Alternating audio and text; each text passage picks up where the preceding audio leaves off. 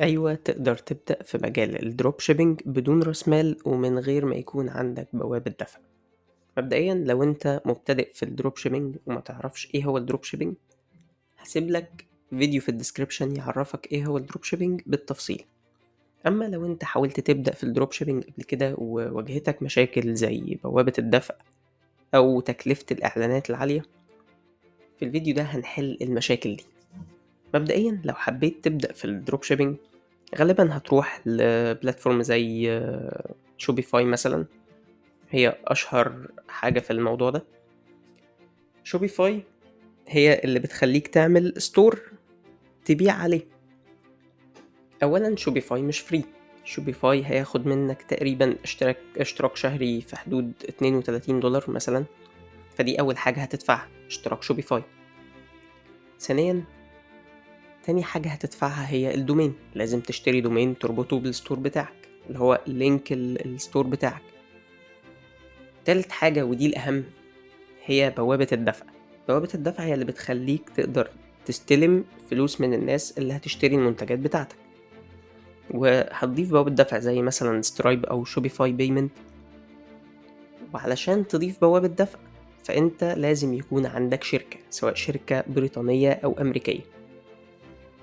تكلفة الشركة البريطانية تقريبًا في حدود 30 أو $40 حاجة زي كده، لو هتعملها عن طريق موقع زي first formation أو حاجة من الحاجات دي، أو شركة أمريكية ودي بتبقى أغلى شوية، تكلفتها بتبقى في حدود 300 أو $400 حاجة كده.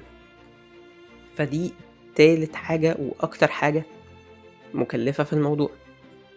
طبعًا لسه في حاجات مكلفة أكتر هنتكلم عنها، ولكن إن أنت تأسس شركة فيها مشكلة تاني، إيه هي؟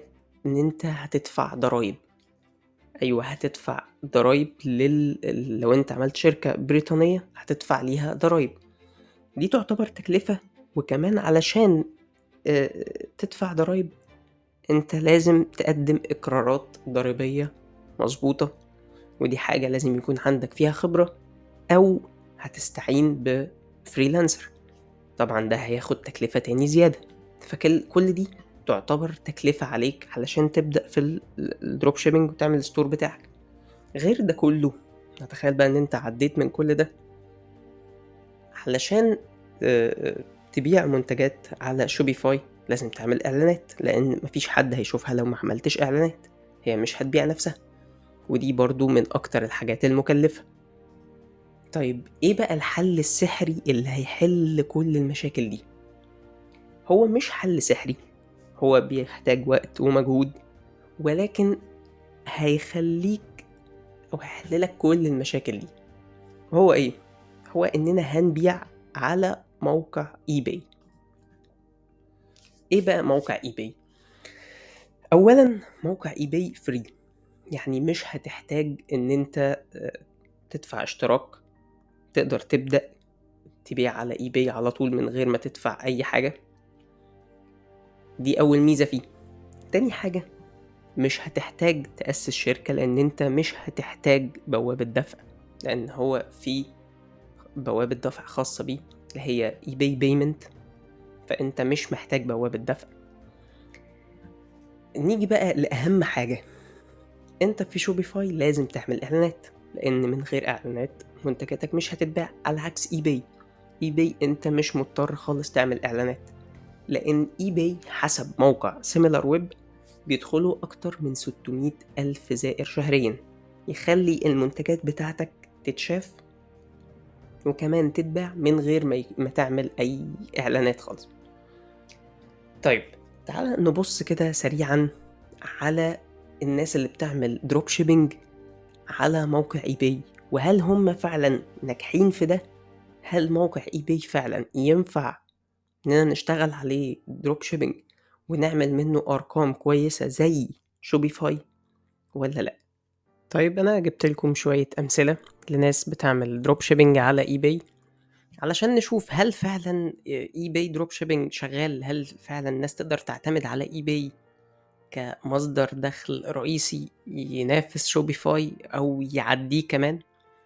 فهنشوف شوية أمثلة، مثلًا product زي ده بيتباع في حدود $11.50. نتخيل مثلا البائع ده بيجيبه بكام؟ هو غالبا اغلب اللي بيعملوا دروب شيبينج بيستخدموا علي اكسبريس، ولكن في مواقع كتير جدا ممكن نجيب منها. ولكن خلينا نشوف. بيجيبوا في حدود $2.69. هو نفس البرودكت بنفس الصور تقريبا، واخد نفس الصور، يعني حتى الراجل مفيش اي كرياتيفيتي في الموضوع، ومع ذلك قدر يبيعه $11.50. تمام، عشان نتأكد ده بيعمل دروب شيبينج ولا لا، هنلاقي مثلا في الديسكريبشن واخد نفس الكلام هو في الديسكريبشن على موقع علي اكسبريس، هو كوبي بيست. ده طبعا شيء مش كويس ان احنا ناخد كوبي بيست، وهنتكلم ازاي في السلسلة دي ازاي نكتب ديسكريبشن قوي يجيب مبيعات اكتر، ولكن ده مش موضوعنا دلوقتي.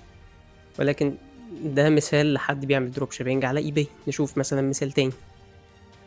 الخاتم ده بيتباع في حدود $12.50، 12.44. ماشي، كل المقاسات نفس السعر. تمام، نتخيل بيجيبوا بكام مثلا. نفس الخاتم اهو بيجيبوا من موقع علي اكسبريس في حدود 2.28، والشحن فري شيبنج خلال 14 يوم.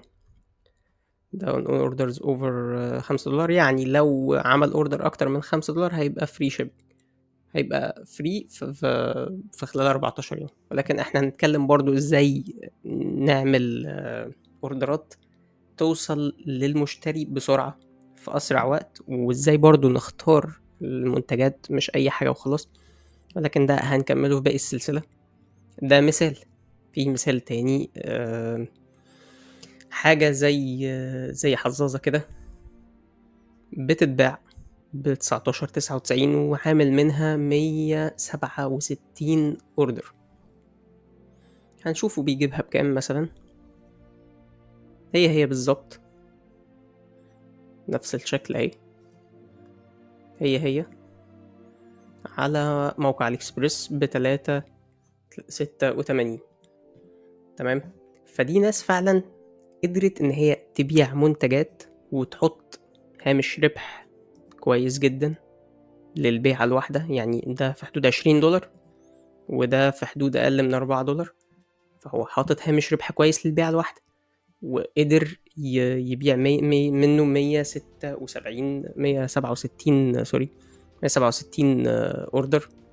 فاذا الراجل ده ناجح بالبرودكت ده على اي باي.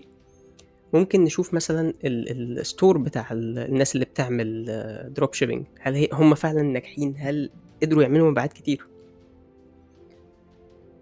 ممكن ندخل على الستور بتاعه، هنلاقي هي اغلب المنتجات بتاعته كلها دروب شيبينج. يعني كل ده موجود على موقع علي اكسبريس باسعار لا تتعدى $5. تمام، الستور بتاعه عمل في حدود 1300 بيعة، وده كويس جدا برضو. وكل المنتجات اللي عنده اغلبها، يعني انا كل اللي شايفه ده كل ده موجود على علي اكسبريس، تقدر تعمل له دروب شيبينج. مثلا نشوف البائع ده. لا، ده رقم اكبر بقى، ده بايع 26,000 على الستور بتاعه. وبرضو كل الحاجات دي موجودة على علي اكسبريس، نقدر نعمل لها دروب شيبينج. نشوف مثلا المثال ده واضح كده من عدد التقييمات اللي عنده ان هو عامل مبيعات فلكية يعني. ده فعلا عامل 214,000. فده برضو كل ده موجود على علي اكسبريس، وبيعمل منه مبيعات كويسة. يعني مثلا ممكن نشوف البرودكت ده مثلا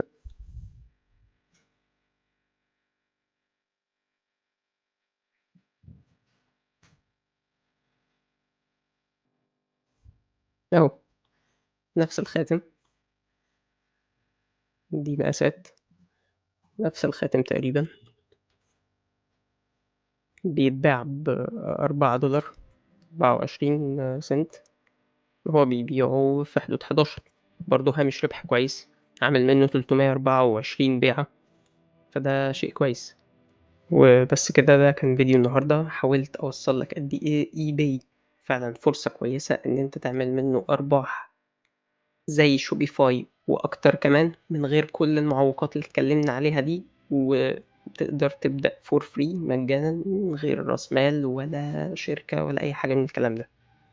لو أنت مهتم بالdropshipping وبالتجارة الإلكترونية عمومًا، ما تنساش تعمل لنا